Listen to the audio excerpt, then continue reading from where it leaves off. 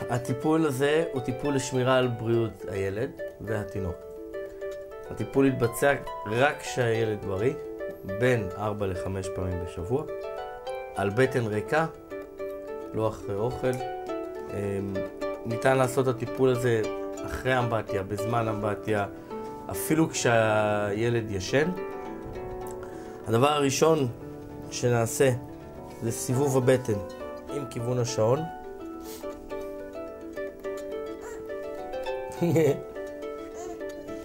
ואז במשך כדקה.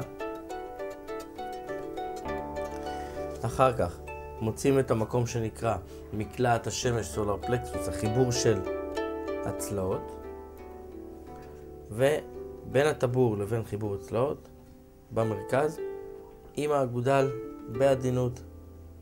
אני פשוט משפשף את המקום. את זה אנחנו עושים שוב קרוב לדקה.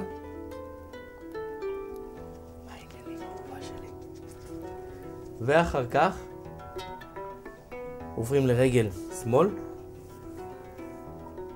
לוקחים את הצד החיצוני מתחת לברך של החיבור שוק ירך, זה לוחצים עליו כדקה. זה לא אמור להיות לא נעים למטופל, לילד.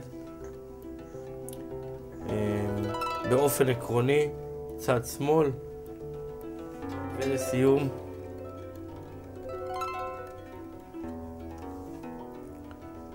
מעל המלאולוס, מה שנקרא, יש פה את הג'ולה המפורסמת שהולכת בקרסול, הג'ולה הזאת, אנחנו עולים מעליה ולוחצים במשך דקה שוב.